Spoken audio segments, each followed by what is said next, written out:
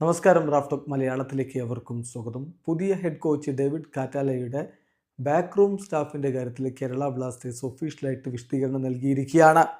ഇപ്പോൾ ഡേവിഡിൻ്റെ കൂടെ റഫ മോണ്ടിനെഗ്രോ എത്തും. അദ്ദേഹം ഫസ്റ്റ് ടീമിൻ്റെ സ്ട്രെങ്ത് ആൻഡ് കണ്ടീഷനിങ് കോച്ചായിട്ട് സ്ഥാനമേറ്റെടുക്കും എന്ന് ഇപ്പോൾ ബ്ലാസ്റ്റേഴ്സ് ഒഫീഷ്യലി അറിയിക്കുന്നു. അവരോടൊപ്പം TG പുരുഷോത്തമൻ ഉണ്ടാവും അസിസ്റ്റൻ്റ് കോച്ചായിട്ട്. അതുപോലെ തന്നെ സ്ലാവൻ പ്രഗോയ്ക്ക് ഗോൾ കീപ്പർ കോച്ചായിട്ടും ഉണ്ടാകും. ഇവരായിരിക്കും ടീമിൻ്റെ സൂപ്പർ കപ്പ് ക്യാമ്പയിന് വേണ്ടിയിട്ട് ടീമിനെ ഒരുക്കുക. ഈ മെമ്പേഴ്സ് സൂപ്പർ കപ്പിനുള്ള കോച്ചിങ് സ്റ്റാഫുമാരുടെ ഗ്രൂപ്പിലുണ്ടാകും. ഈ സൂപ്പർ കപ്പിന് ശേഷം ഡേവിഡിൻ്റെ കൂടെ അദ്ദേഹത്തിൻ്റെ ഒരു ഫോറിൻ അസിസ്റ്റൻ്റ് കോച്ച് പിന്നീട് ജോയിൻ ചെയ്യും. അത് 2025-26 പ്രീ സീസണിന് മുന്നോടിയായിട്ടായിരിക്കും ജോയിൻ ചെയ്യുക എന്ന കാര്യം കൂടി കേരള ബ്ലാസ്റ്റേഴ്സ് ഒഫീഷ്യലി അറിയിക്കുന്നുണ്ട്. അതോടൊപ്പം ഹെഡ് കോച്ച് വരുന്ന കുറച്ച് ദിവസങ്ങൾക്കുള്ളിൽ കൊച്ചിയിലെത്തുമെന്നാണ് പ്രതീക്ഷിക്കുന്നത്, subject to successfully obtaining his visa.